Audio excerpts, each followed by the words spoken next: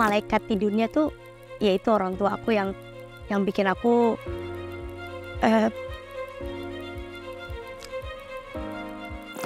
gaji gue jadi guru itu cuma 600.000 sebulan. Sehari gue cuma dapat 20.000.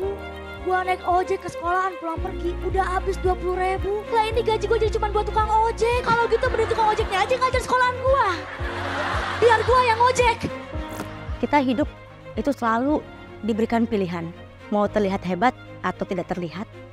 Mau terlihat cerdas atau tertindas. Mau insecure atau bersyukur.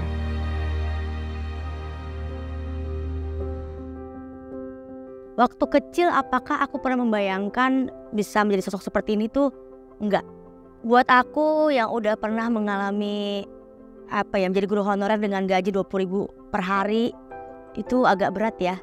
Prosesnya pasti nggak mudah dan aku yakin bukan cuma aku, setiap orang di dunia pasti punya prosesnya masing-masing. Tapi aku nggak pernah lepas mimpi-mimpi itu. Jadi waktu kecil aku pengen jadi orang sukses, pengen bisa berkarir di tempat yang bagus. Nah mimpi-mimpi itu nggak pernah aku lepas. Karena aku udah nikmatin hasilnya jadi kayak kelihatannya, oh ternyata tuh Tuhan tuh taruh aku di sini karena ini loh jawabannya. Kenapa Tuhan ngasih aku sesuatu hal yang berat yang harus aku lewatin dari mulai batal nikah, gaji guru kecil. Aku tahu jawabannya setelah aku ngelewatin prosesnya. Jadi buat aku, kita bisa merasa sukses ketika kita sudah bisa menyukai semua prosesnya, lalu bisa menikmati semua hasilnya.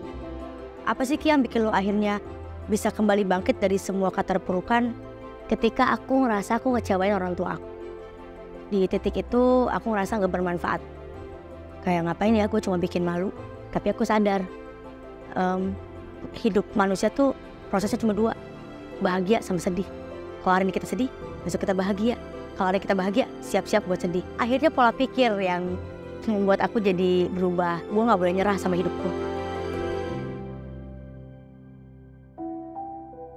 Yang paling aku syukur dalam hidup adalah bahwa aku dilahirkan dari orang tua yang begitu hebat.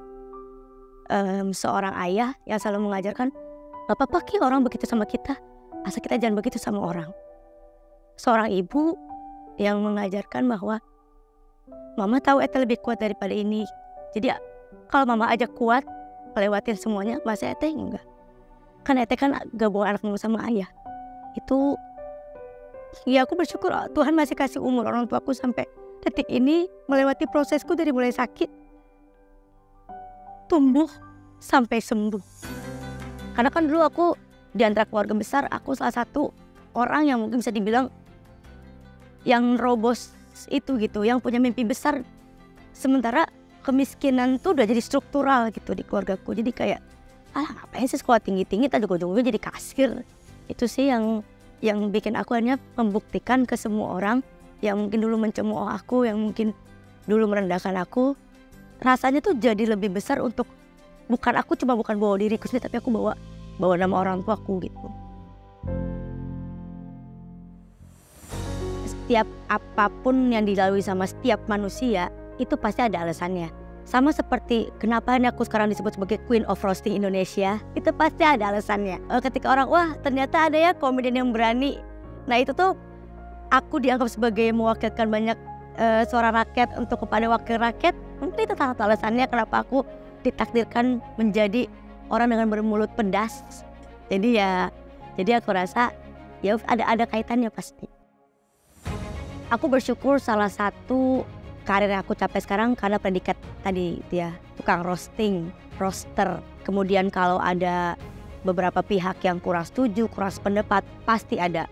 Atau mungkin orang lebih suka ngeliat aku ngelawak di TV daripada ngerosting. Atau ada yang suka ngeliat aku main film. Semua komentar itu ada. Aku cuma bisa jawab, aku hanya manusia biasa. Aku juga bisa merasa, kadang aku bisa lupa. Kadang aku pengen menghibur diri sendiri. Kadang aku pengen sok cerdas, kadang aku pengen bermanfaat. Aku cuma jangan berpaku pada ekspektasi, karena hasilnya pasti mengecewakan.